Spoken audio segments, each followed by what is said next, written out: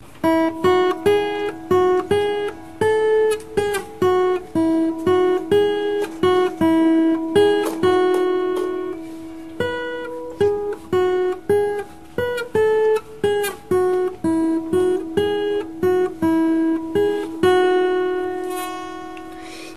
était une fois dans une île déserte à la limite de la mer Rouge, un Parsi dont le chapeau reflétait les rayons du soleil avec une splendeur plus qu'orientale.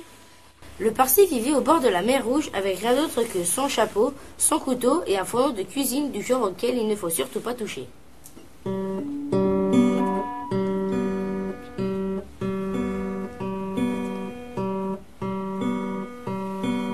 Un jour, il prit de la farine, de l'eau, des groseilles, des prunes, du sucre et toutes sortes de choses pour se confectionner un gâteau de 2 pieds de diamètre et de 3 d'épaisseur.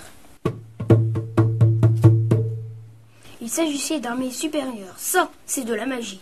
Et il le mit ensuite sur le fourneau, car il avait le droit, lui, d'utiliser ce fourneau. Il le fit cuire, jusqu'à ce qu'il ait bruni partout et sentit divinement bon.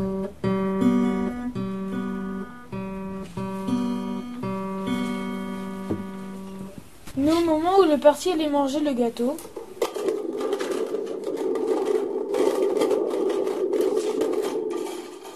voici que descendit sur la plage, venant de l'intérieur totalement inhabité, un rhinocéros avec une corne sur le nez, 2 petits yeux de cochon et peu de bonnes manières. En ce temps-là, la peau du rhinocéros lui allait parfaitement. Elle ne faisait aucun pli.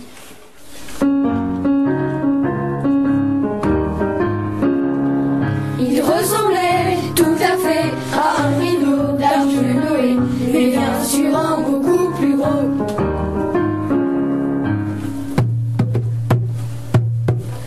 Toujours est-il qu'il n'avait alors pas de manière, comme il n'en a pas aujourd'hui, et n'en aura d'ailleurs jamais. Ça alors, dit-il, et aussitôt le Parsi abandonna son gâteau pour se réfugier en haut d'un palmier. Rien qu'avec son chapeau qui reflétait toujours les rayons du soleil, avec une splendeur plus qu'orientale. Le rhinocéros renversa le fourneau à pétrole avec son nez. Le gâteau roula sur le sable, il le piqua avec sa corne et le mangea. Puis repartit en remuant la queue vers l'intérieur absolument inhabité et désolé qui touche les îles de Mazandéran, Socotra et les promontoires du Grand Équinoxe.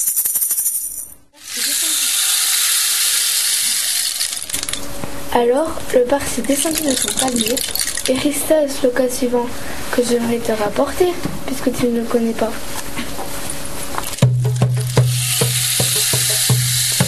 Pâtisserie, laissez farci ça part de la pâtisserie qu'a cuit le Parsi.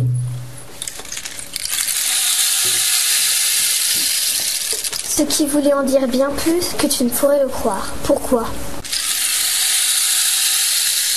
Parce que voilà que 5 secondes plus tard, il y eut une vague dans la mer Rouge et tout le monde ôta ses habits.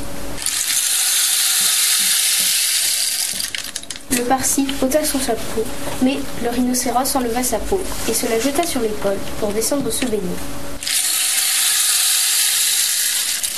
En ce temps-là, elle se boutonnait par-dessous à l'aide de 3 boutons. Elle ressemblait à un sac.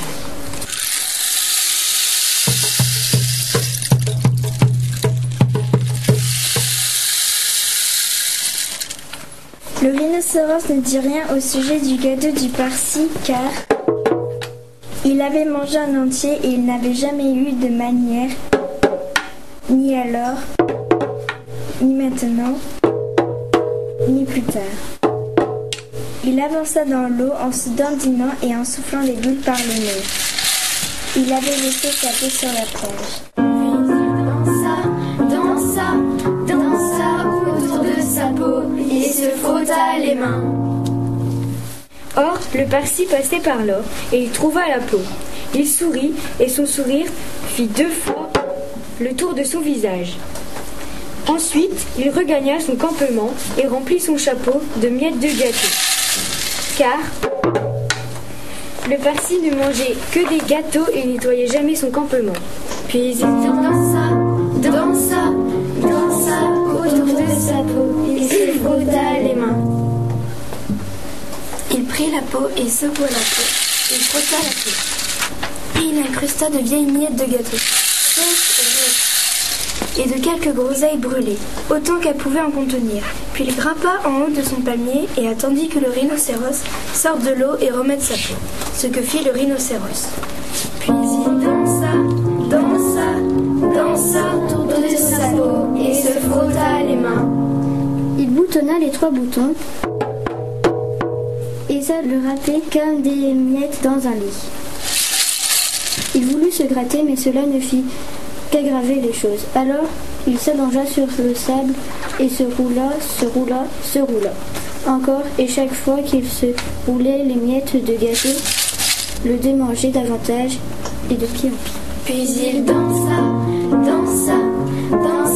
autour de sa peau et se frotta les mains. Puis il dansa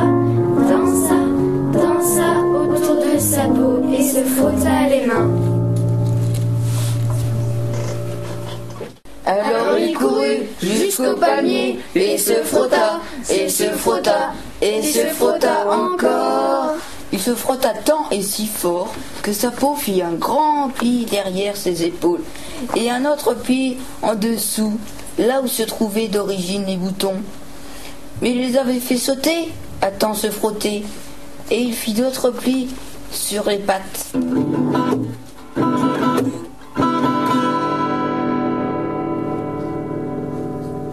Cela le mit de mauvaise humeur, mais les miettes s'en fichaient. Elle était sous sa peau et elle le râpait. Alors le rhinocéros rentra chez lui très irrité. Depuis ce jour, les rhinocéros ont tous de grands plis sur la peau, mauvais caractère, tout ça à cause des miettes de gâteau qui sont dessous. Le Parsi descendit de son palmier avec son chapeau qui reflétait les rayons du soleil avec une splendeur plus qu'orientale. Il emballa son fourneau et partit dans la direction d'Orotavo, d'Amidal, des hautes prairies, d'Antananarivo et des marais de Sanaoput.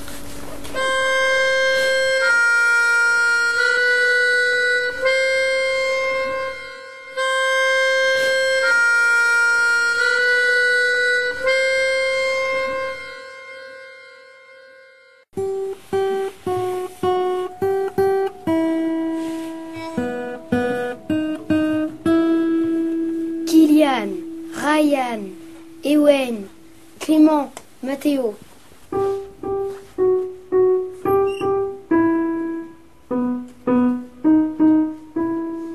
Johan, Dewey, Alexandre, Bastien, Jean-Christophe.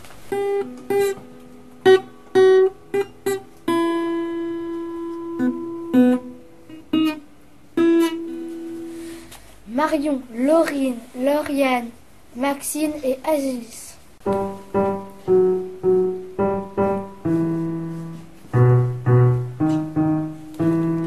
Alizé, Flavie, Léna, Luna.